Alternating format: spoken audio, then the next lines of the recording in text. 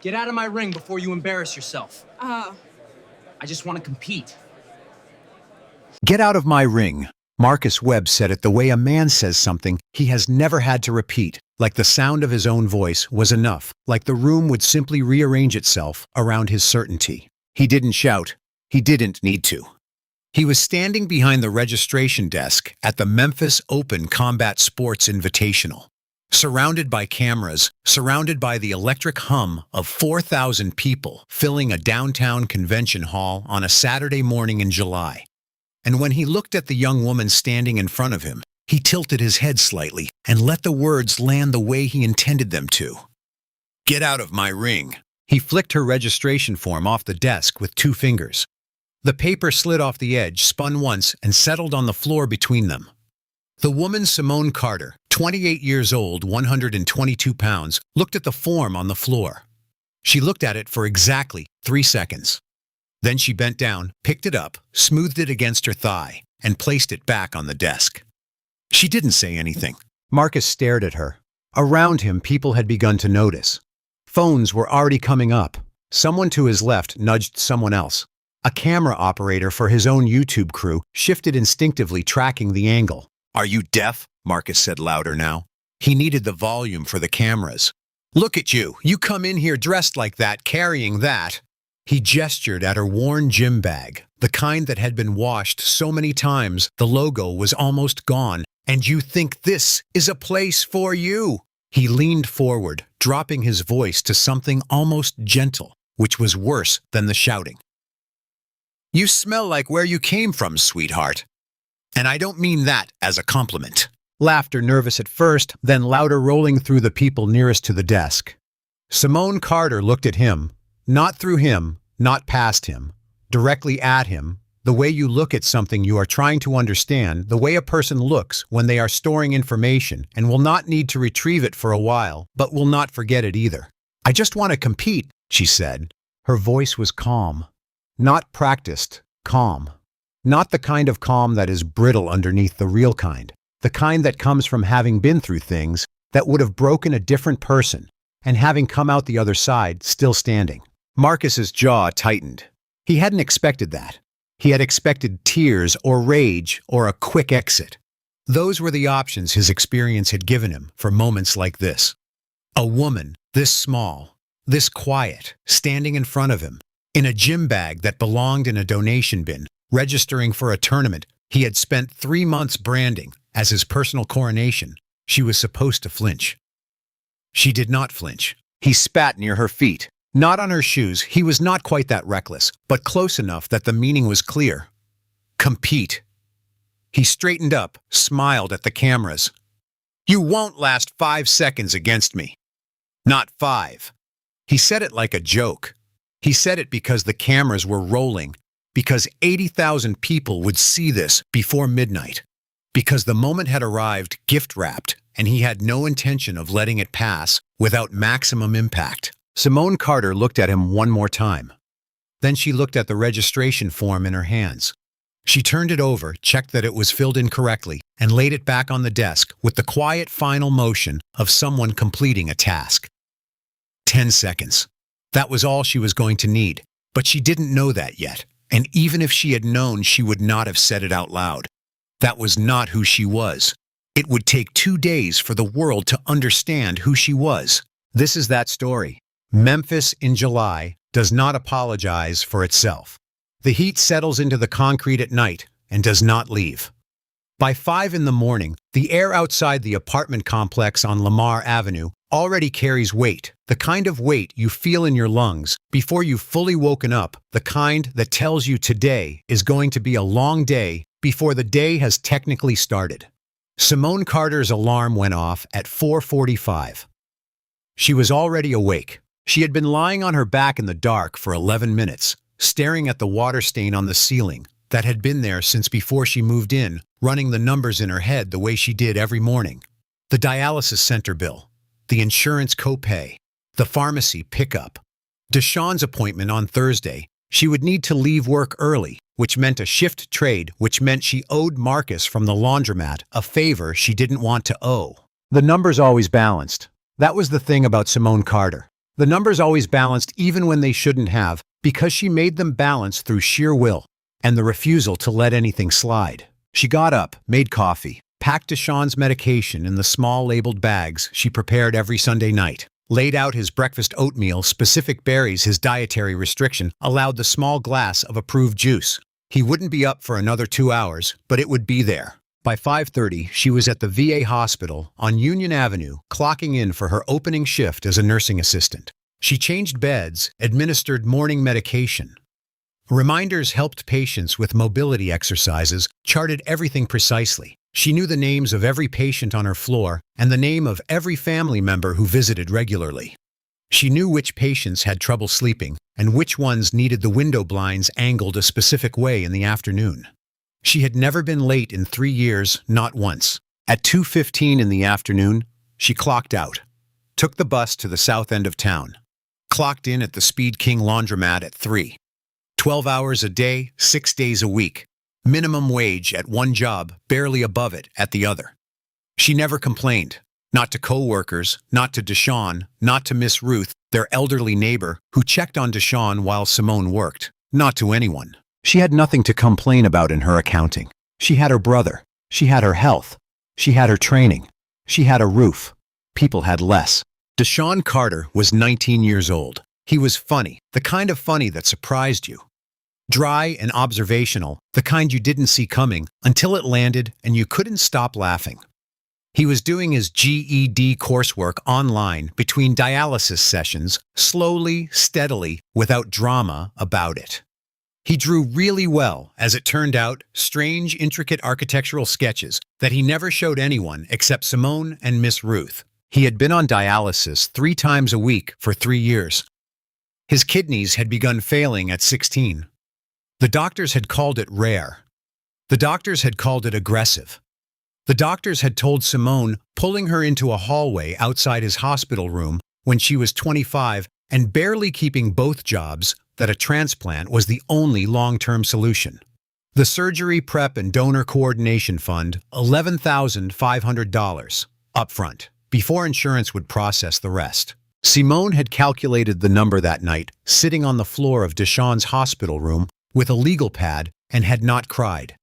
She had looked at the number, she had looked at what she was currently earning and what she would need to save and over how many months, and she had drawn a line under the calculation and written, "There is a way. Find it." That was Simone Carter's philosophy, and also her religion, and also the entire architecture of her life. There is a way. Find it. Their mother, Pauline Carter, had died when Simone was 12 and Deshaun was 3, an aneurysm sudden. No warning, a Tuesday morning gone before anyone could do anything. Their father had not been part of the picture since before Deshaun was born. There was no safety net, no extended family with resources, no inheritance coming. There was Miss Ruth, 68 years old, who lived across the hall. Ruth Eleanor Chambers had lived in that apartment for 22 years. Widowed with a garden, she grew on her balcony in terracotta pots, because she refused to let the absence of land stop her from growing things. She had watched Simone carry a 3-year-old on one hip and a grocery bag on the other for weeks after Pauline died, not saying anything, observing. And then one morning, she had knocked on the door and said, "I'm going to the market. Give me a list." It was not an offer. It was a declaration. She had meant it enough to prove it cooking meals when Simone worked late, sitting with Deshaun during his first terrifying night of dialysis, calling Simone at 2 in the morning when Deshaun had a fever and needed to go to the emergency room. She had never once described any of this as a sacrifice or a kindness. It was simply what you did for the people across the hall in her accounting. It was what neighbors were for. The word she used was natural, as in, of course, it's natural, someone has to. She had never watched a fight in her life. She would not have known the difference between a shoulder throw and a hip throw if the distinction had been explained to her twice. But she had watched Simone Carter come home at 2 in the morning with her knuckles wrapped and her gym bag on her shoulder, and the specific tired quality of a person who has spent the last hour doing something that mattered, and she had formed her own understanding of what it was worth. "You're training for something," Miss Ruth had said once, catching Simone in the hallway at midnight. "I'm always training," Simone said. "No." Miss Ruth shook her head. "Training for something specific. I can tell. She studied her. When is it July? What do you need? Simone had looked at her for a long moment. Just Deshawn to be okay. While I'm there, she said. That Miss Ruth said I can manage. She had been 26 years old the day she said it. She had been carrying the household since she was 12. And she had never once been told by anyone she couldn't do it. Not by Miss Ruth, not by Victor, not by Deshawn, which was its own form of gift, worth more than most things you could name. 3 blocks east of Lamar Avenue, tucked between a check-cashing place and a vacant storefront that had once been a barber shop, was a building that had not always been a gym. It had been an auto repair shop. The concrete floor still had the faint ghosts of oil stains that no amount of cleaning had fully removed. The ceiling was 15 feet high, with exposed beams, one of which had developed a hairline crack 7 years ago and been reinforced with a steel bracket that had become, over time, just part of the architecture. The heavy bag hung from that beam. The heavy bag had been there longer than most of the people who trained under it. There was no sign on the door. If you knew, you knew. Victor Reyes was 67 years old. He was 5'9", built like a person who had been built by work rather than gym membership, with hands that had seen things most people's hands hadn't. He had served 3 tours in the Army 1st Infantry, then hand-to-hand combatives instructor for the 82nd Airborne, then a specialist role he was not specific about, but which involved teaching small groups of soldiers things that were not in any standard curriculum. He had retired at 49, returned to Memphis where he was born, and opened this gym with $6,200 of his own savings. No sponsors, no equipment loans. Matt's bag's a heavy rope, a grappling dummy he'd bought secondhand from a closed wrestling club, and discipline. Discipline so fine-grained and consistent that it became its own form of gravity. He had found Simone Carter when she was 15. She had been in the alley behind the gym, smaller than she looked now, defending her 12-year-old neighbor from 3 boys 2 years older, who had decided they wanted his bike. She hadn't won the fight, but she had not stopped either. She had kept getting back up each time with slightly less enthusiasm and the same amount of will, which in Victor's experience was more significant than winning. Winning was a result. Continuing was a character. He had come out the back door, and the boys had run, and he had looked at the girl, sitting on the ground with a split lip, and her neighbor's bike still gripped in both hands, and he had said, "You coming in or not?" She had looked at him. She had looked at the building. She had looked at her neighbor, who was standing off to the side with the specific expression of a person who has just been rescued and is trying to figure out what they owe. "Not today," she said. Victor had gone back inside. She had been standing outside the window the next evening watching. He could see her from where he was working with another student, the way she tracked the movement, the way she tilted her head at the footwork, the natural curiosity of a person whose body already understood something that her mind hadn't named yet. He went to the door. "You coming in or not?" he said again. This time she came in. By 18, she had her judo black belt. Victor told her once, only once, and with the economy of a man who had learned that some truths only need to be said one time, that in 30 years of training, soldiers and fighters and athletes, he had never seen natural leverage mechanics like hers. The way her hips meted the way she read weight distribution, the timing of her transitions, these things could not be taught. They were in her body, the way perfect pitch was in some people's ears. They were hers. She had arrived with them. All he had done was give them language. She also trained Muay Thai, elbows, knees, the clinch footwork. Victor had insisted on it because specialization was a liability, and because the fighters who couldn't be categorized were the fighters who surprised people. And being surprising genuinely, not as a tactic, but as a condition, was an advantage that did not diminish under pressure. She had competed from 15 to 22. 47 matches, 44 wins, 31 by submission or throw. 3 national junior championships, ranked 4th in her weight class nationally in the year she stopped. She stopped because Deshawn got sick. It was not a difficult decision. There was no decision actually. The math made the choice, and Simone simply implemented it without drama. The tournament fees, the travel, the time away from both jobs, it wasn't possible. She looked at the numbers, she drew the line under the calculation, she wrote training stays, competing goes. She still trained. Every night after the laundromat shift, she appeared at the gym at 11, sometimes later, and trained alone until 1 or 2 in the morning. The building was dark except for the single overhead bulb. The city outside went on doing what cities do. Inside, she wrapped her hands in the same methodical way, worked the heavy bag until her knuckles ached through the wraps, drilled the throws and transitions on the grappling dummy until the sweat soaked through the old mats and her whole body burned with the clean, honest pain of proper work. Victor sometimes watched from the back doorway without her knowing. He never interrupted. He just watched and thought and said nothing, because what was there to say? She knew what she was. He had helped her understand it. The rest was hers. It was a Tuesday night in late April when Simone saw it. She had finished the laundromat shift at 10:40, walked the 3 blocks to the gym, let herself in with her key. The building was empty except for the low hum of the heating unit. She turned on the single overhead light, started unwrapping her bag, and stopped. There was a flyer on the corkboard by the door. Victor had pinned it there since she'd last been in. The Memphis Open Combat Sports Invitational, Downtown Convention Center. July. Open challenge format, any style, any background. Prize $12,000 and a national sponsorship contract with Apex Athletic. $12,000. Simone stood very still and looked at that number. Deshawn's surgery prep fund, $11,500. She stood there for a long time. The heavy bag hung motionless in the still air. The grappling dummy stood in the corner with its arms out in permanent readiness. The crack in the ceiling beam, reinforced with its steel bracket, held everything up the way it always had. She heard the back door. Victor came in. He hadn't gone home yet, which meant he had been waiting. "You see it," he said. "I see it." Silence. Victor walked to the corner, sat on the edge of the equipment trunk he used as a chair when he was watching, rather than teaching. "That's Deshawn's surgery," he said. "I know." Another silence. "You've been training like you have somewhere to be," Victor said, "for 3 years. You've just been waiting to know where that was." Simone did not answer. She reached up and unpinned the flyer from the corkboard, folded it twice, and slid it into the front pocket of her jacket.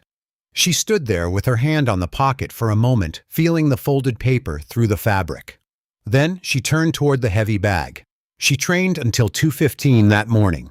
Victor turned off the light and left around midnight. She didn't notice.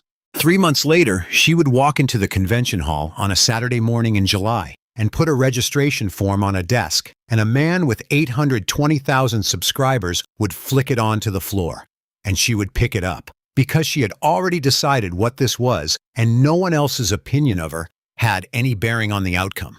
Marcus Webb had been building his brand for 7 years, and by any metric that the internet recognized as real, he had succeeded. 820,000 YouTube subscribers, a dedicated following on Instagram and TikTok, a gear line Webb Combat Systems merchandise, black and gold, the color scheme he had chosen specifically to signal luxury and authority, a martial arts academy in Nashville with 200 active members, premium pricing, a waiting list. Sponsorships from 3 athletic companies. A podcast that charted consistently in the top 20 of its category. He was, by his own accounting, and the internet's apparent agreement, the standard. That was his tagline. That was what it said on his YouTube banner, on his gear, on the banner he brought to competitions, the standard. Below it, his face posed not candid with the specific expression of a person who has been photographed enough times that they know exactly which angle makes them look like what they want to be. Marcus Webb was 38 years old, white, 6'1", a third-degree black belt in sport karate. He had legitimate skill. That part was not manufactured. He had trained hard in his 20s, competed seriously, won regional championships, and built a foundation of genuine technical knowledge. What had happened over time as the YouTube channel grew and the brand took over from the athlete was a subtle but decisive shift in priorities. The channel needed content. Content needed conflict. Conflict needed opponents. And opponents were most useful when they could be framed as underdogs that he was inevitably going to defeat. The more surprising the mismatch, the more views. He called these videos open gym challenges. He would invite viewers, or appear to invite viewers, to come test themselves at his academy. And he would film the sessions, and he would win them. And the narrative was always the same. Look how far I have come, look at who dares to challenge me, watch what happens. What most of his 800,000 subscribers did not know what had been quietly and efficiently managed by a combination of NDAs and strategic online deletion was the other story about Webb Combat Systems.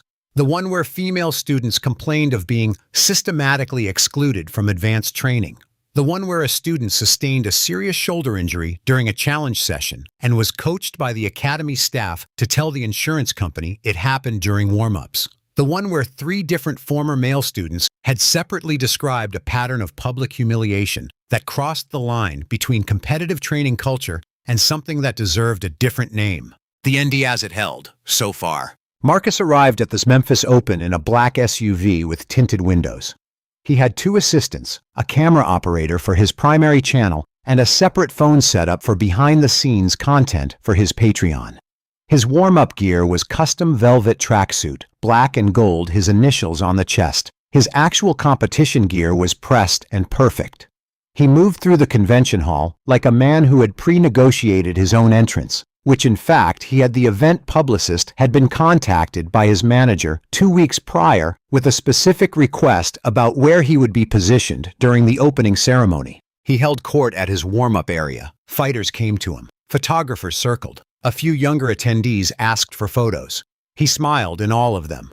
The smile was the same in every frame, wide, confident, and completely without any cost to him. He was having a very good morning, until he noticed the woman in the far corner. She was stretching alone. Not performing stretching, not stretching in the way that was designed to be noticed, just stretching working through her hip flexors and shoulders, with the quiet efficiency of someone who had done this 10,000 times and had no surplus attention to spend on anything other than the task at hand. She had a worn gym bag, old hand wraps, a pair of competition shoes that had seen better days. No entourage, no phone propped up to film herself. Just a woman and her bag and the work. Marcus noticed her in the way he noticed anything that could become content as a resource first, a person second. He nudged his camera operator. "You seeing this?" "Yeah." Marcus pulled out his own phone. He liked to have the organic first-person footage as a separate layer. It felt more authentic to his audience than the professional camera. More like he was just sharing a moment rather than curating it. He hit record, walked toward her corner. "All right, guys," he said to the phone, his voice low and conspiratorial, like he was letting his audience in on something delicious. "Content idea just fell in our lap. See this? See what the tournament organizers are allowing to just walk in here." He slowly panned the camera toward Simone's corner. She did not look up. Her hands moved through the hand wrap with practiced mechanical precision. "I'm supposed to take this seriously." He kept walking, giving the shot more of her. "This girl, look at her. She's been given the same entry form as me. Same tournament. Same ring. I have been training for 20 years. She looks like she found out about this event this morning and thought, why not?" He was close enough now that if she looked up, she would have seen him. She did not look up. "I give her 10 seconds. He said it like it was a gift, like he was being generous. Actually, 5. 5 seconds, and she is looking up at the ceiling, wondering what happened. Watch. He posted it before the warm-up session ended. Caption, "They'll let anyone sign up these days." By midnight, the video had 80,000 views. By 2 in the morning, it had 140,000. The comments were not subtle. They picked apart her appearance, her clothes, her skin, her size. They counted down 5, 4, 3, 2, 1, in reference to his prediction. They tagged friends with laughing emojis. They compared her to equipment in various insulting ways. A few people pushed back mildly. Those comments were buried under the weight of the others. Simone saw the video during her 15-minute break at the laundromat the night before the tournament. She was sitting on an overturned crate in the back room, eating a granola bar and checking her phone the way she always did in the brief windows between tasks. She read the caption. She watched the video. She sat very still for a moment, then her hands started shaking. She put the phone down, picked it up, put it down again, stood up. walked to the utility sink and ran cold water over her wrists, an old trick Coach Victor had taught her for managing adrenaline. She stood there until the shaking stopped. Then she went back to the crate and called Victor. It rang twice. "I saw it," he said. She didn't respond immediately. "Simone." His voice was the same as it had always been, the voice of someone who has seen worse things than this and survived them and drawn clear conclusions. "Are you done shaking?" A pause. "Yeah," good, Victor said. 6 o'clock. Bring your shrapsimo." She hung up, finished her shift, went to the gym at 11 and worked until almost 2. Then she went home, showered, slept for 3 hours, and was on her feet again before 5. Deshawn's surgery. That was the number. That was the only number that mattered.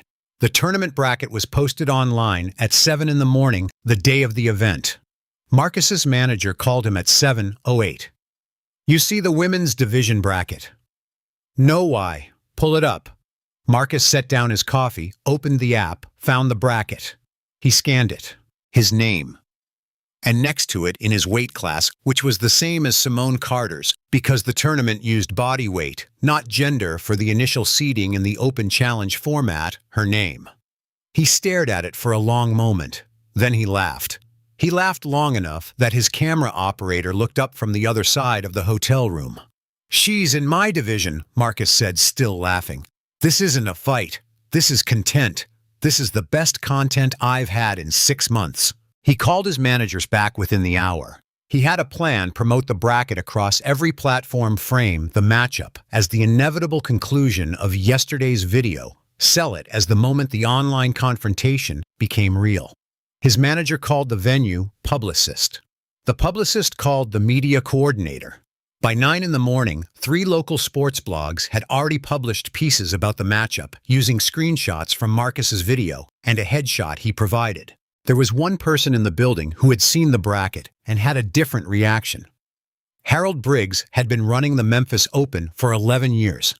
He was 61 years old, a former competitive judoka, now a high school PE coach who spent his summers organizing this tournament because he believed genuinely in the way only people who have never stopped believing believe things, that competition should be a place where anyone with real preparation could walk through the door. He had read the bracket. He had read the news coverage. He had watched Marcus Webb's video. He sat in his office at the convention center at 7:30 in the morning, and he looked at the bracket for a long time. And then he looked at something else, a document that had been forwarded to him 2 weeks earlier by a woman in Nashville named Keisha Torres, who had trained at Webb Combat Systems for 2 years and then left quietly with a story she hadn't known where to send. Harold Briggs was a careful man. He said nothing. He folded the document, put it in his jacket pocket, and went to run his tournament. Simone visited Deshawn at the dialysis center on Friday evening. He was hooked to the machine the way he always was, the soft hiss and pull of it, the chair he had made slightly his own over 3 years, with a specific pillow arrangement and a small desk fan angled at a particular degree. The room had become, over those 3 years, a strange kind of familiar, not comfortable exactly, but known the way the body knows the shape of a chair it has spent too much time in.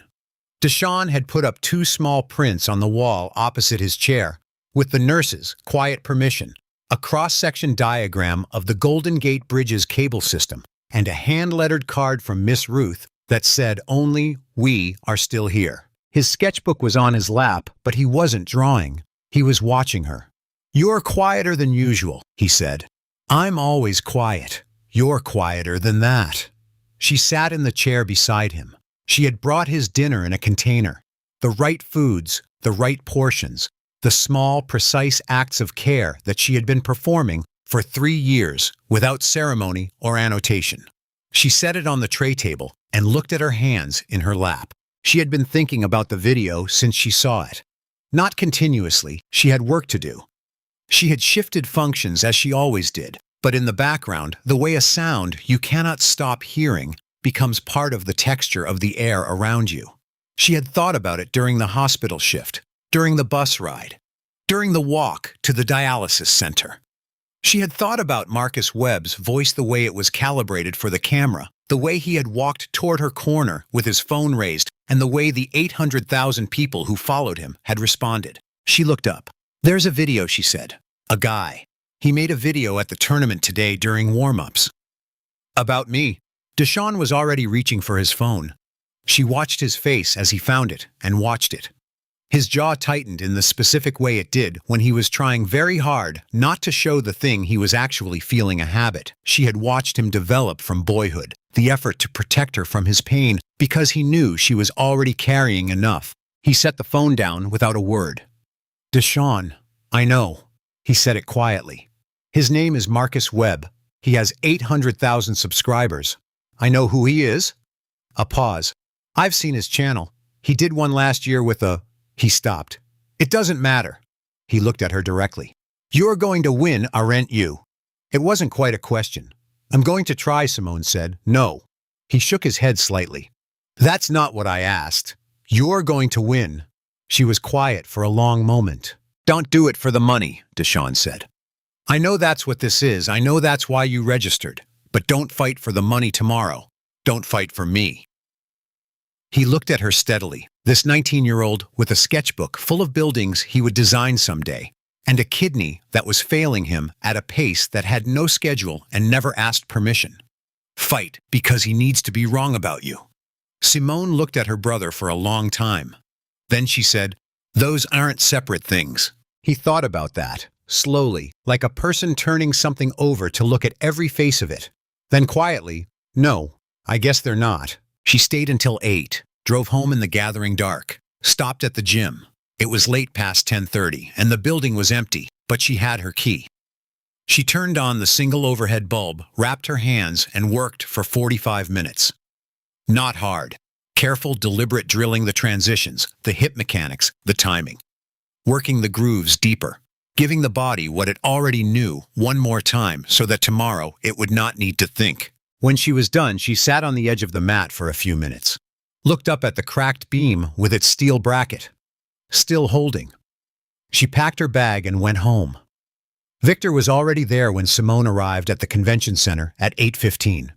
He was standing outside the entrance with 2 cups of coffee, one of which he held out to her without speaking. She took it. They stood outside in the July heat for a moment, drinking coffee, watching the city move around them. You sleep? He asked. 3 hours. Enough for what I need to do. Yes. He nodded. They went inside. The hall was already charged 4,000 people, generating that specific electricity that comes from collected anticipation. Banners from sponsors hung from the rafters. The main competition ring was center floor elevated with a second ring to the left for preliminary rounds. Music through the overhead speakers. The smell of liniment and chalk, and the kind of nervous sweat that is different from the honest sweat of work. Simone found an empty corner, set down her bag, began her warm-up. Victor sat on a folding chair he had carried in with his own equipment bag and watched in silence, the way he had always watched, fully, without distraction. The way a person watches when they know that what they are watching matters. Across the hall, Marcus held court. His camera crew had already begun filming. He was in his warm-up gear, moving through combinations that were designed to be watched, explosive, visual, impressive, in the way things are impressive when they are calibrated for an audience rather than an opponent. People gathered. He signed a women's tournament program. He answered a reporter's questions with fluid, well-practiced confidence. He mentioned the bracket once casually, like it was already resolved. I feel bad for her, honestly, he said. I've been doing this for 20 years. She seems like she just wanted to experience what this is like. That's fine. That's noble. But someone should have told her. The reporter laughed. Marcus smiled. Harold Briggs watched from across the hall. His expression gave nothing away. In the corner, Simone finished her warm-up, sat down, and let Victor wrap her hands. He worked in silence, the same wrapping pattern he had used for 13 years, the layers tight and even, covering every knuckle, the heel of the hand, the wrist laying the foundation that kept hands together under pressure. She watched his hands while he worked, 67 years old, and they were still steady, the hands of a man who had spent 4 decades teaching people how to survive contact with the world and had never stopped believing it was worth teaching. She thought about Deshaun at the dialysis center. And then she made herself stop thinking about him. Not because he didn't matter. He was the entire reason she was here, the entire weight behind every training session since April. But because the ring required something different from devotion, the ring required presence. And presence meant this room, this light, the weight of the competition floor under her feet, the sound of 4,000 people building towards something. She had learned this from Victor at age 17. He had said it once in the way he said the things that mattered quietly, once trusting that she would understand, the person you are fighting for cannot be in the ring with you. They come before and after. During, you are alone. Learn to be comfortable alone. She had. She was. Victor finished the second hand. He smoothed the edge of the wrap over her wrist and held both of her hands for a moment, not doing anything, just holding them the way a person holds something they have helped build when they know it is about to go to work. The way a person marks a moment before it moves on. He let go. "You know what you're doing," he said. "Yes, then go do it." He stood up and went back to his chair against the wall. He did not look at Marcus Webb across the hall, did not look at the cameras or the sponsor banners or the CBS crew repositioning. He looked at Simone. He would keep looking at Simone until it was over. That was his job now. It was the only job that mattered. Before we get to the ring, before those 10 seconds that would change everything, I want to ask you something. Think about Marcus Webb standing in front of his cameras, genuinely certain he knew what was going to happen next. Think about his 800,000 followers, the camera crew, the sponsorship deal. His manager had already half-negotiated for the post-match content. Now think about Simone Carter in the corner in the old hand wraps with 3 hours of sleep and $43 in her checking account and a brother in a dialysis chair. At that moment, before any of it played out, if someone had asked you to bet, what would you have said? Be honest. Drop your answer in the comments. Because I think a lot of us would have gotten it wrong, and I think that's worth sitting with. And if you're already feeling something right now, hit that like button. It helps more people find this story. The match was scheduled for 11:40. At 11:30, Marcus did a brief Instagram live from the edge of the ring. 22,000 viewers joined in 4 minutes. He kept it light, confident, not mean leaving room to be magnanimous afterward. He had already drafted the post-match caption in his phone's notes app done. As expected, no hard feelings.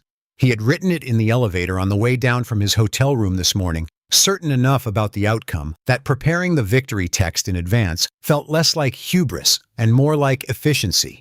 He was saving it. The ring official called them to center, 4,000 people in the hall. The live stream on Marcus's primary channel already active watching counterclimbing. The CBS local affiliate camera in the second row. Harold Briggs at the official scoring table, pen in hand. The overhead lights were bright on the elevated ring, the kind of competition lighting that flattens shadow and sharpens edge that makes the ring feel like a different world from the rest of the hall, more vivid, more final. The mat was slightly tacky underfoot in the way that good competition mats are. The chalk smell and the sweat smell and the crowd electricity were everywhere. Marcus bounced on his toes. He looked at Simone with an expression that was not contempt, exactly. It had been refined past contempt into something more performative, something that said, I am not threatened by this, and I want everyone to see me not being threatened. He gave her a small nod, almost courteous. The kind of nod that meant, I respect the idea of you being here, even if the reality of you being here is mostly content. Simone looked at him the way she had looked at him at the registration desk. The same look, the eyes of someone who is accumulating information and will not need to retrieve it for long. The official raised his hand. Match.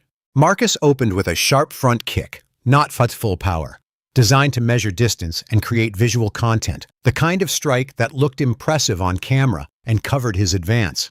He followed it with a lateral step, setting up a wide, spinning back kick that was his signature, the move his YouTube thumbnails were built around. The move a 300 videos had established as his finishing sequence. Simone did not move backward. She watched him take the step. Second 3, his weight committed forward for the spin, his right leg lifting, his center of mass crossing the point of return. She had seen this before. Not on YouTube. She had stopped watching the channel after the first 5 minutes of one video 2 months ago when she had been doing the research she needed. She had seen it in the mechanical data of how bodies move. In the weight distribution, in the way a spinning kick requires a specific sequence of weight transfers that at the moment of commitment leaves a specific window. Victor had once told her that most fighters, when they throw their best technique, are briefly somewhere between what they intended and where they land. That window, the transitional moment, that is where the fight actually happens. Second, 4, the spin beginning, his back turning toward her.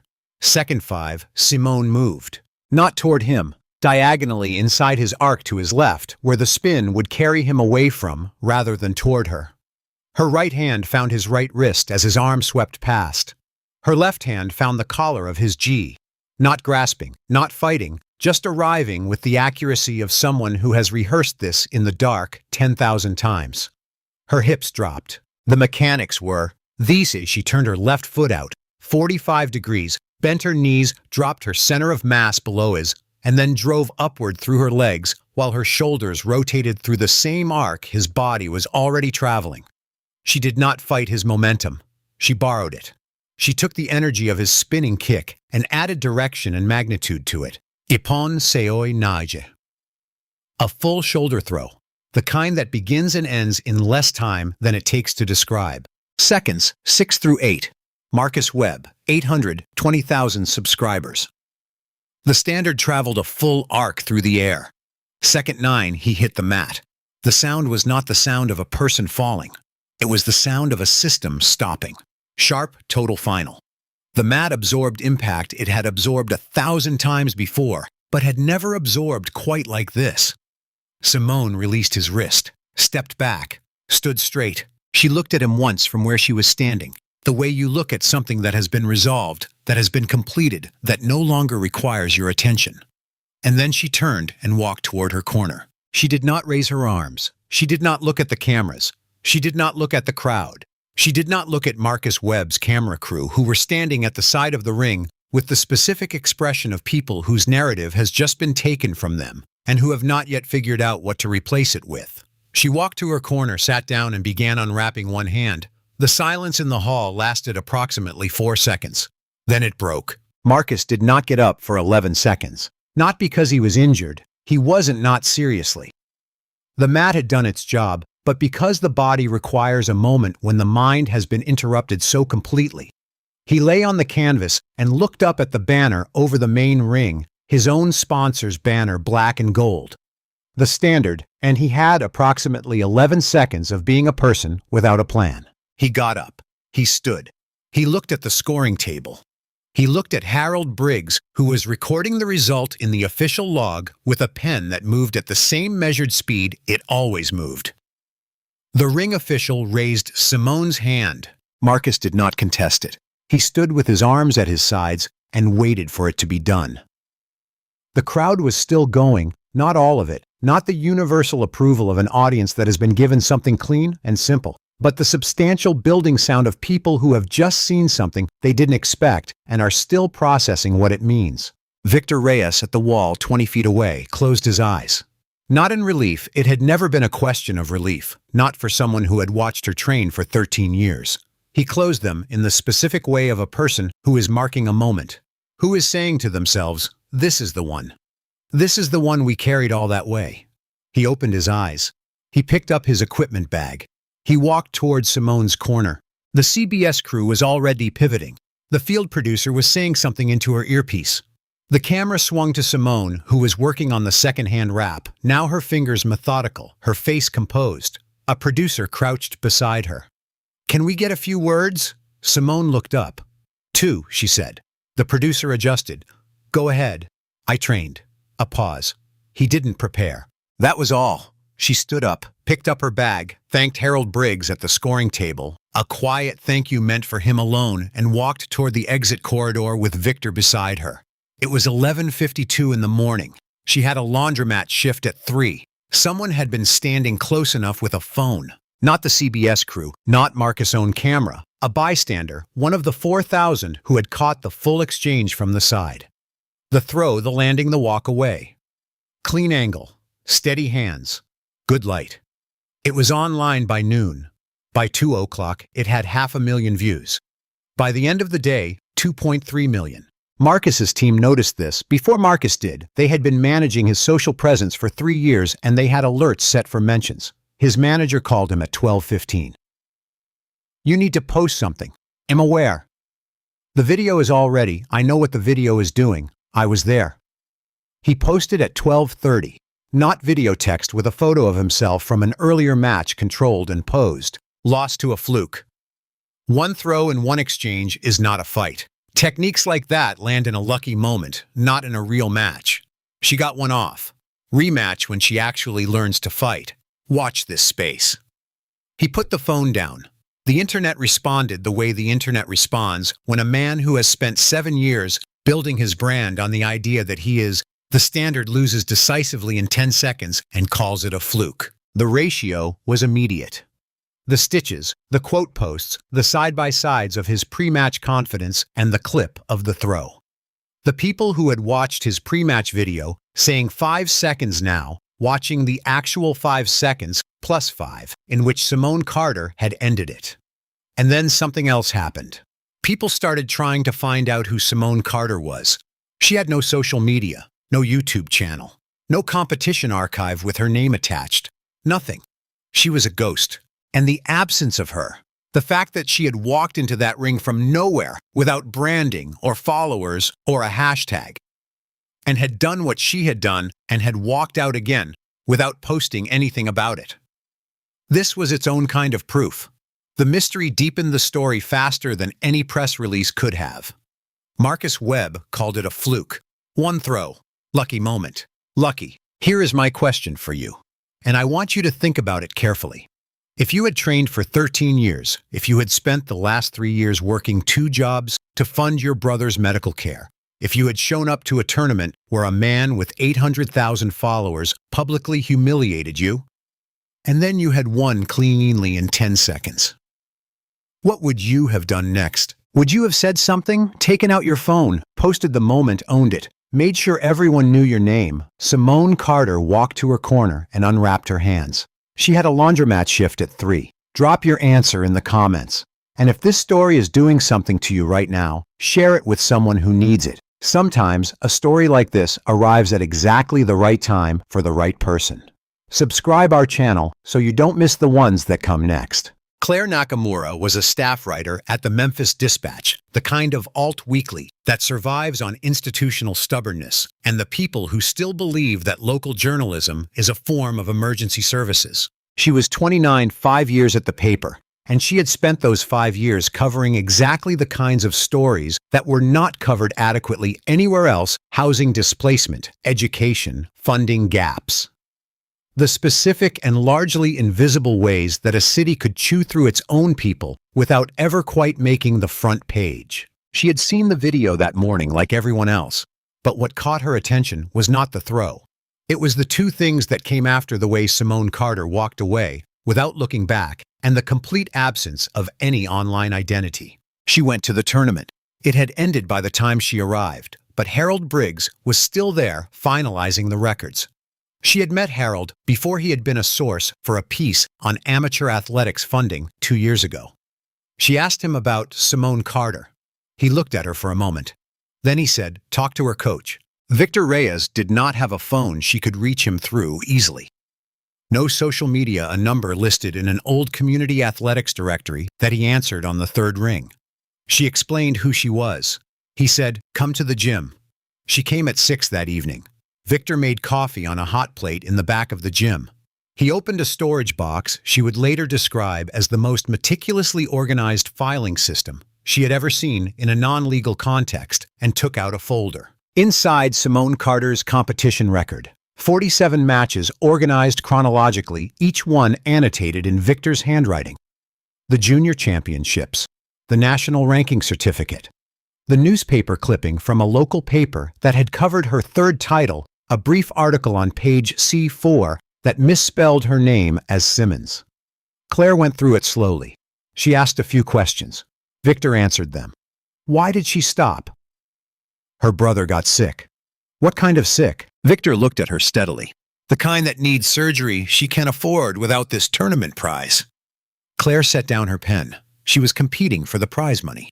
She was competing because her brother needs a transplant prep surgery, and the prize money is what covers the deposit. He said it without drama because it didn't need drama. She has been working 2 jobs for 3 years. She trains at midnight because that's the only time the jobs leave open. She did not tell anyone why she entered this tournament. She did not ask anyone for anything. She went in, she did what she trained to do, and she went to work. Claire was quiet. She turned down every interview today, Victor said. The TV crew, the online people, all of it. She doesn't want attention. She wants her brother's surgery. Claire drove back to the office and sat at her desk for a while. She thought about what made something news and what made something more than news. Then she wrote the piece. She called it The Fighter Who Disappeared. She filed it at 10 that night. It went live on the website at midnight. By 7 the next morning, The Fighter Who Disappeared had 80,000 readers. By noon, it had been picked up by 3 regional outlets. By 3 in the afternoon, 2 national sports publications had run their own versions, crediting the dispatch. By evening, it was in the newsfeed of every major platform, reshared by athletes, activists, journalists, and a large population of ordinary people who were, as one popular repost, put it in absolute pieces about this. Simone did not know about most of this. She was at the VA hospital on her shift, moving through the morning with the same focus she brought to every morning. Claire had quietly, with Harold Briggs as an informal witness, set up a GoFundMe after filing the piece. She had not told Simone. She had written a careful note at the bottom of the article, explaining that she had done so and why, and that every dollar would go directly to Deshawn's medical fund. The goal she set was $15,000, enough for the surgery deposit and a small buffer. It reached $15,000 in 4 hours. By the end of the first day, $47,000. By the end of the second, $89,000. Donations came from everywhere. From fighters who had watched the video and recognized something in Simone's posture, the specific non-performative calm of someone who is not pretending to be unbothered, but actually is unbothered because they have been preparing for this moment for longer than anyone knew. From women who had been told they didn't belong in competitive spaces and had kept going anyway, some of whom left donation notes that were single sentences and carried years of weight. From people who had never watched a martial arts match in their lives, but who had watched their own brothers struggle with medical costs and recognized the specific math of love under impossible conditions. From a woman in Oregon who wrote in her donation note, "I don't know you, but I know you. Keep going." From a retired military officer in Virginia who wrote nothing, just donated the maximum the platform allowed, and whose name, when Claire looked it up later, matched a man who had spent 20 years training soldiers and understood what it meant to find someone who had the thing that couldn't be taught. From a 13-year-old girl in Birmingham who donated $7 her babysitting savings and left a note that said, "I want to be like her when I'm older." From a man in his 60s in Cincinnati who had grown up poor and watched his mother work 2 jobs and wrote, "She already won before the throw. She won when she picked up the form." From a martial arts academy in Denver that pooled their students' donations and sent a single contribution with a note signed by 47 names. From 100 people, and then 1,000, and then more than that, each one adding a number to a total that was growing past what anyone had originally thought to hope for. Simone found out on Monday evening. She was sitting in Deshawn's dialysis room, the same chair, the same position she had occupied 3 days a week for 3 years. The chair had a slightly different give on the left side than the right, a fact she had learned in her first month and long since stopped noticing. Deshawn was hooked to the machine. The soft, rhythmic hiss of it. The particular quality of the light in that room. Institutional fluorescent, not unkind exactly, but not warm. Either the kind of light that makes no promises. His sketchbook was on his lap, a half-finished drawing of an arched bridge he had been working on for 2 weeks, the structural supports rendered with the careful patience of someone who intended to build things someday. Her phone buzzed. Claire's number. "I have to tell you something," Claire said. "Are you somewhere you can look at your phone? I'm with Deshawn." "Okay, I'm going to send you a link. Please, don't be angry with me." Simone looked at the link. Opened it. She sat very still. The number on the screen, the running total of the fund, was $89,412. Yes. For a moment, she simply could not process it. The number sat in front of her, and she looked at it the way you look at something that is the right shape but the wrong scale. Like you need to resize the frame before it will fit. She looked at it again. She read the number from left to right, and then from right to left. $89,000. In her mental accounting, which she had been running for 3 years, surgery deposit post-operative care, the additional costs she had never let herself look at too directly, because looking at them directly made them larger and harder to carry. She ran the calculation. She ran it again. A third time, which she had never needed before. The number was more than enough. Not barely enough. Not enough with careful management if nothing unexpected arose. More than enough with room at the end that was the specific shape of not having to worry about this particular thing anymore.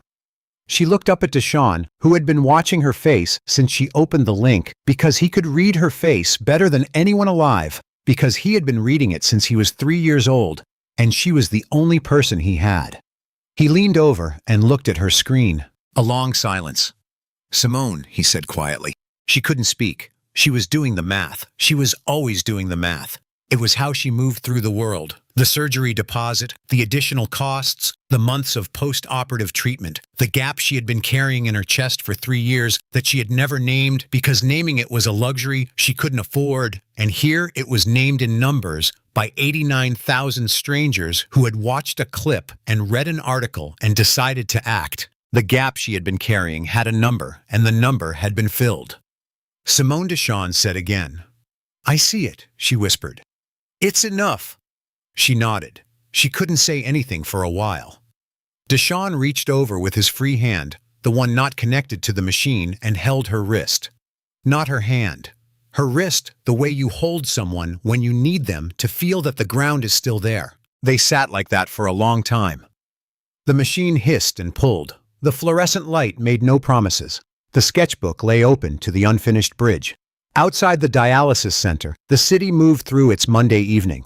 Traffic on Lamar Avenue, the early dark coming in, the specific quiet of a moment that has arrived after a long time traveling and has finally stopped moving. While Simone Carter's story was rising, Marcus Webb's was moving in a different direction. It started with Keisha Torres. Keisha was 26, a former kickboxer from Nashville, who had trained at Webb Combat Systems for 2 years before leaving. She had not spoken publicly about why she left. There had been at her exit a document, a standard non-disparagement agreement, her own term for it, which she had signed because she was 24, and she needed a reference letter, and she had not yet understood what she was trading for it. She had watched the Memphis tournament video on Saturday morning. She had watched it twice. Then she sat at her kitchen table and opened her laptop and wrote for 4 hours. The video was 12 minutes and 37 seconds long. She posted it Sunday afternoon. In it, she described specifically with dates and names and incident reports she had filed internally and which had disappeared a training environment at Webb Combat Systems, where female students were systematically assigned to lower-level training groups, regardless of skill level, where she had personally witnessed a student sustain a serious injury during a challenge session that was then documented as a warm-up accident for insurance purposes, and where she had been told explicitly by Marcus Webb that women in this gym trained to support the male program, not to compete in it. She did not use the word sued or lawsuit or legal action. She was careful with her language. She said only he knew exactly what he was doing when he made that video. He has done versions of this to women, to his own students, for years. I know because I was there. The video had 600,000 views by Monday morning. By noon, 2 other former female students had posted their own accounts in the comments. By evening, a third had posted a video of her own 20 minutes with photographs of the internal complaint she had filed that had never received a response.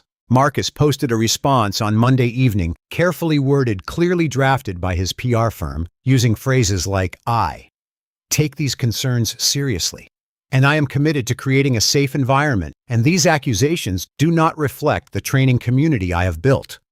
The internet read it carefully. The internet found every sentence where he said "I" and the absence of any sentence that began with "I was wrong." His gear sponsor, Apex Athletic, whose logo had appeared in every one of his YouTube thumbnails for 18 months, quietly removed his name from their upcoming product line catalog overnight. No announcement, no press release. The catalog was simply updated. His name was gone. He did not notice until Tuesday morning when his manager called him. Apex pulled you. A silence on the line. All of it. The catalog, the promo, the co-branded gloves, all of it.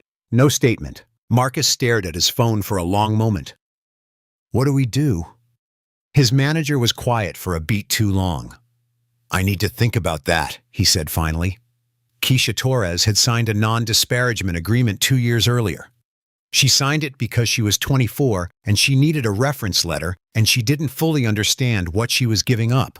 When she watched the Memphis tournament video, when she saw Marcus Webb record Simone Carter without consent and tell 800,000 people she didn't belong, she sat at her kitchen table and wrote for 4 hours. Here is what I want you to think about.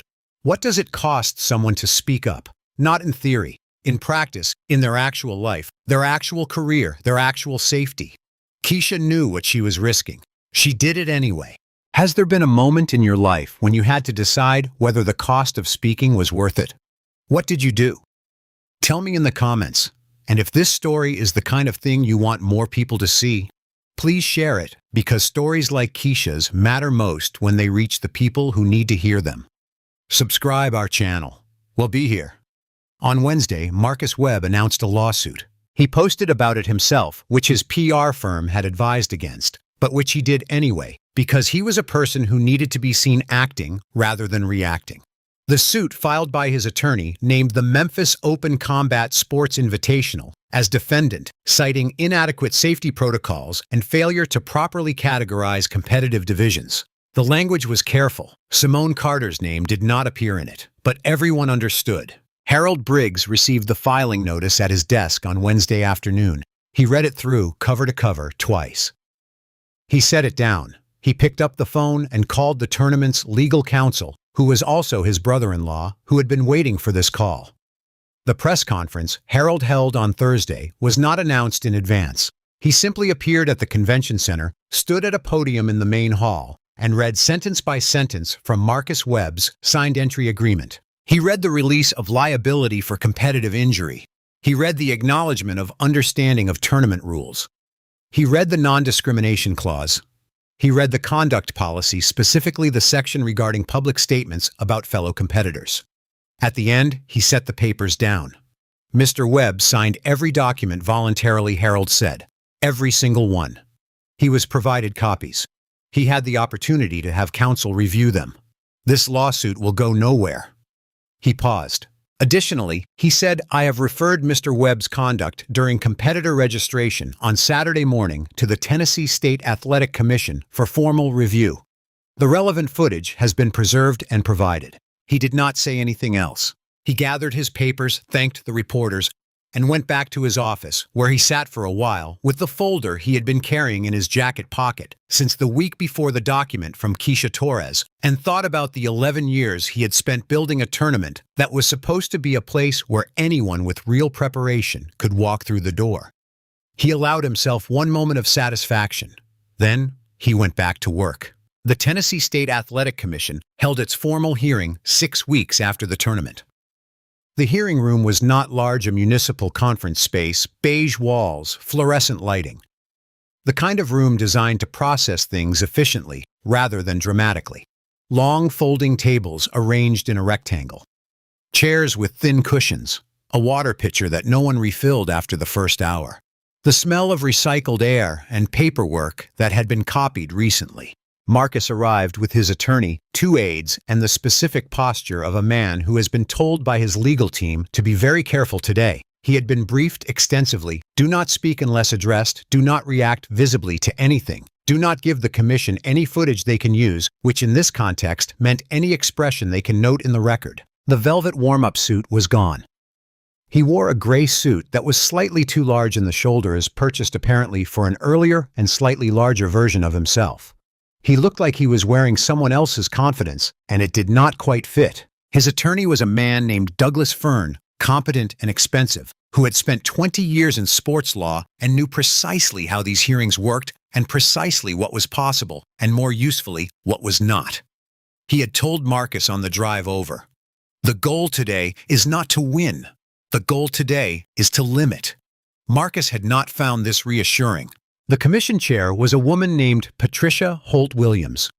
She was 63 years old, formerly a circuit court judge in Davidson County, now chairing this commission as part of what she described when people asked as the second half of the work. She had silver hair, cut close reading glasses she wore on a chain around her neck, and the manner of a person who had heard a great many explanations in her life and had developed over time a precise and finely calibrated sense of which ones were true and which ones were assembled from the parts of truth left over after the essential pieces had been removed. She opened the hearing without preamble. She summarized the complaint in 2 paragraphs. She introduced the evidence compiled over 6 weeks by commission investigators who had done their work with the thoroughness of people who understood that sloppy work now would create appeals, later video footage from the tournament, the registration desk incident captured from 4 separate angles. The full clip of Marcus's warm-up video posted the day before the match, statements from Keisha Torres, statements from 2 additional former students, and records subpoenaed from Webb Combat Systems, including internal incident reports and the NDA documents, some of which had been signed by students as young as 15.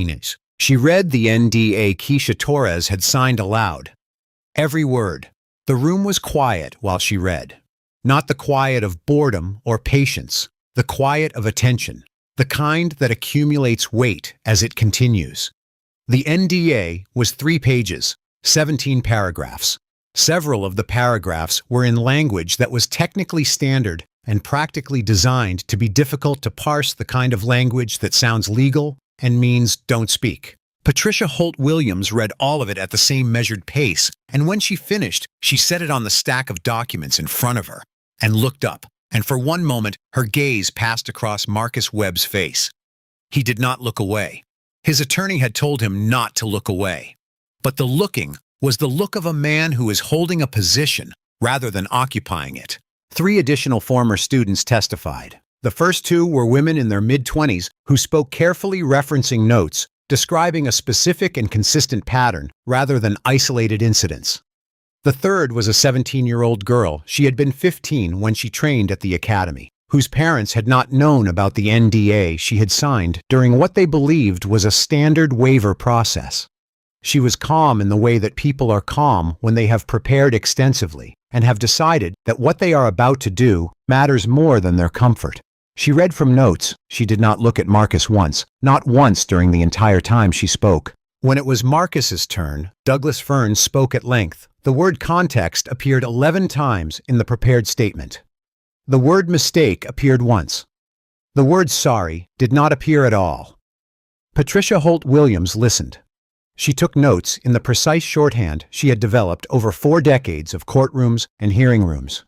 She asked 2 questions, both procedural, both answered by Douglas Fern, while Marcus sat beside him and looked at the table. Then she thanked everyone for their time, announced that the commission would deliberate and issue findings within 30 days, and closed the hearing. As she gathered her papers, she looked up once briefly, not at Marcus, not at his attorney at the chair where the 17-year-old girl had been sitting now empty. Then she closed her folder and left the room without another word.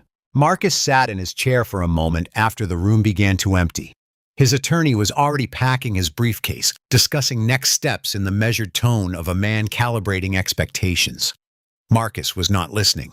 He was looking at the empty chair. He had spent 7 years building a brand, and he had built it well.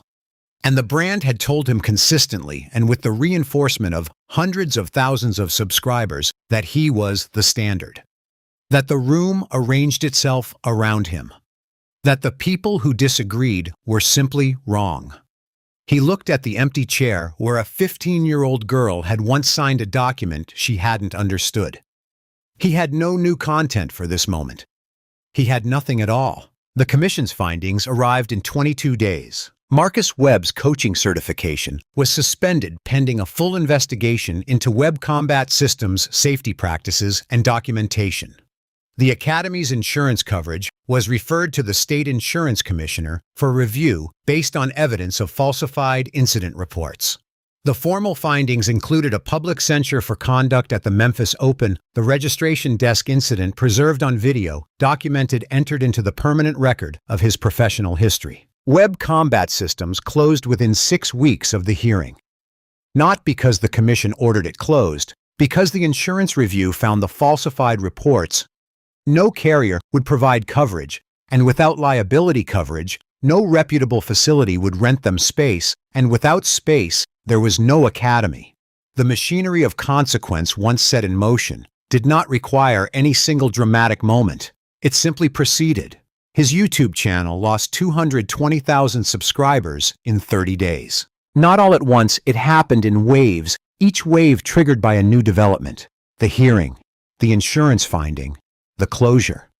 Each wave carried more than the last. The Apex Athletic Partnership was officially canceled in a press release that cited conduct inconsistent with our values. 2 other sponsors followed in the same week, one via press release and one via the simple removal of his name from their ambassador page without any announcement. The lawsuit against the Memphis tournament was dismissed with prejudice by a federal judge who in a 5-paragraph ruling described the claims as without legal merit and inconsistent with the documented facts of the event. Marcus Webb posted his final video on a Friday evening, 7 weeks after the tournament. 45 seconds, filmed apparently in the same hotel room where he had first seen the tournament bracket and laughed. No music, no branding, no gold and black, just a man in a white t-shirt sitting in a chair looking at his phone. "I'm stepping back from competition and coaching," he said. "I need to reflect on my actions and take responsibility for the harm I've caused." He did not mention Simone Carter. He did not mention Keisha Torres. He did not mention the 17-year-old girl who had testified. The video received 2 million views in 48 hours. The top comment, 110,000 likes. "You didn't step back. You got pushed, and then you fell." Below it, with 67,000 likes, "The fluke was thinking you were untouchable." Marcus did not respond to either. He did not respond to anything after that. The surgery was scheduled for a Tuesday in September. Simone drove Deshaun to the hospital herself, leaving at 6 in the morning in the dark blue of early fall. They did not talk much on the drive. Deshaun had his headphones in, not playing anything she knew, because he did that sometimes when he wanted the shape of company without the pressure of conversation. She drove. He looked out the window. At the hospital, the pre-op process was what it was, forms blood pressure, the specific bureaucratic kindness of hospital intake workers who have learned how to be warm in a space where warmth is not the primary function. Simone sat beside Deshaun through all of it and answered the questions she could answer, and let him answer the ones that were his to answer. When they came to take him in, when the pre-op nurse said, "Okay, we're going to get you set up now," in the tone that means this is where the family waits, Deshaun looked at Simone. "You'll be here when I wake up." It was not a question either. "Yes," she said. He nodded. "Let them wheel the bed." Simone went to the waiting room and sat down. She sat the way she sat in the ring, present, still not braced against anything, just there, occupying the space with the full weight of herself. The waiting room television was on, but she did not watch it.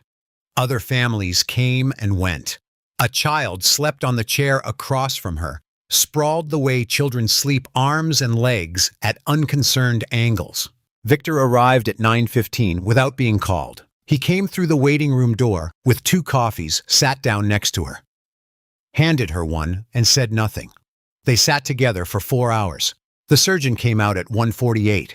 He was younger than Simone had expected. She had met him before at the pre-op consultation, but he looked younger every time she saw him, which she understood was a function of her own age. "It went well," he said. "Better than projected, actually. He's in recovery.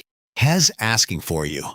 Simone stood up. She walked down the corridor at the same pace she walked everywhere, the pace that was not hurrying and not dawdling, the pace of someone who knows exactly where they are going and intends to arrive. She pushed open the recovery room door. Deshaun was propped up on pillows, pale and tired, and entirely himself. He looked at her face. "Did you eat?" he said. Simone sat down. The laugh came out of her before she could shape it, full and sudden and honest, The kind of laugh that is also something adjacent to tears, but better the kind that belongs to the relief of something that has been carried a long way, finally reaching where it was going. "Deshawn," she said. "I'm serious," he said. And then he was also laughing quiet and slow because laughing hurt but real. Victor stood in the doorway. He watched them for a moment. Then he walked quietly back to the waiting room and sat down with the second coffee he had not yet drunk and allowed himself the thing he had been holding back for 6 weeks. He was proud of her. He had been proud of her for 13 years. But some days, the feeling needed more room than it usually got, and today was one of those days, and he sat in the waiting room chair and drank the cold coffee and let it take up as much room as it needed. 6 months later, October in Memphis, the first cool air since May leaves turning amber along the edges of things, the particular quality of Saturday morning light in the South that is different from any other light in any other season in any other place. The building on Palmer Street, 3 blocks east of Lamar, still had no fancy sign. The paint on the exterior was still peeling in the same places it had always been peeling. The cracked ceiling beam had been repaired, not replaced. Repaired the same beam, the same steel bracket reinforced with a second one that Victor had added himself on a Saturday afternoon in August, working quietly with tools he had owned for 30 years, not rushing. The mats were new dark green, laid edge to edge with the precision of someone who understands that the surface you train on is not decoration, it is the foundation. Both heavy bags were new. The grappling dummy had been retired with appropriate ceremony. Victor had carried it to the curb himself, placed it carefully, stood there for a moment, and replaced with a model that had better joint articulation and a base that did not slide. And above the door affixed in the early hours of a September morning by Victor and Harold Briggs and Claire Nakamura, who had brought coffee in a level and stayed until it was straight, arguing cheerfully about whether it was actually level for 20 minutes longer than necessary, a Sosopal bronze plaque. Carter Reyes Combat Center. It was not large. It did not need to be.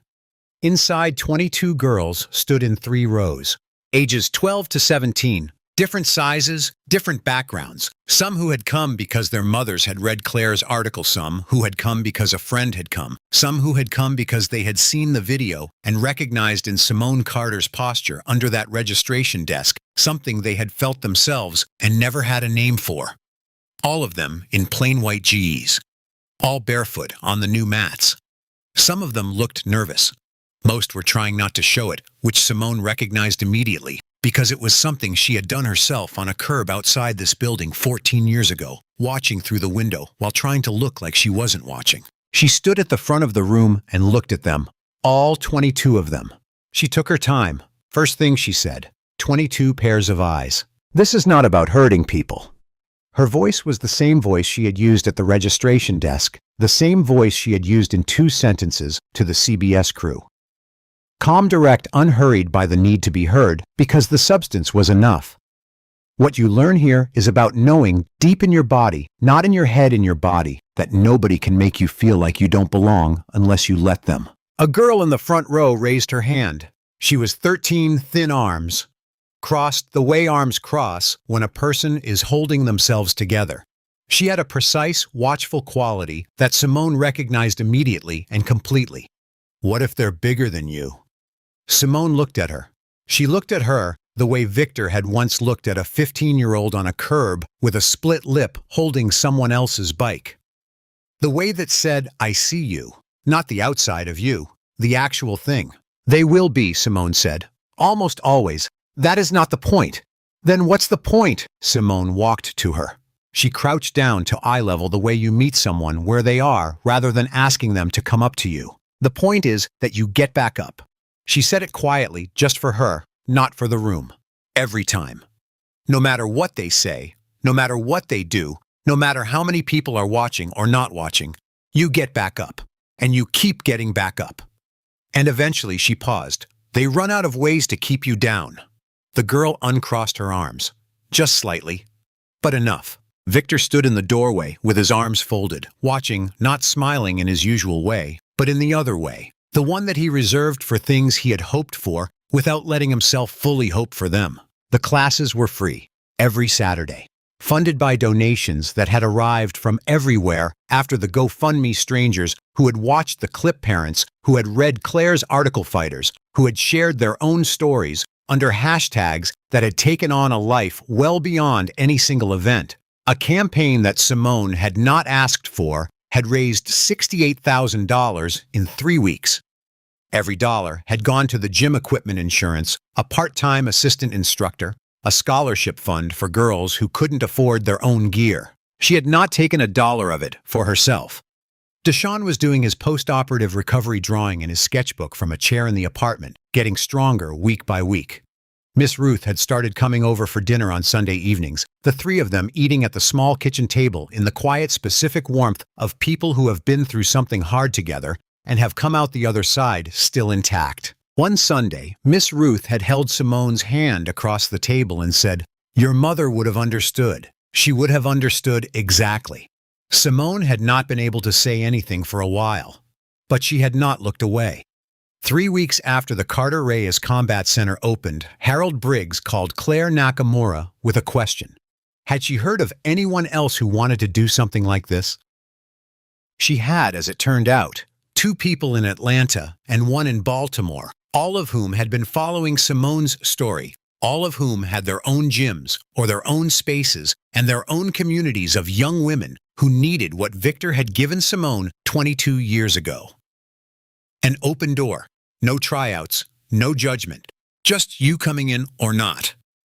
By December, 3 cities, more planned, each one built on the same principle. Harold sat on the advisory board. Victor consulted on training curriculum.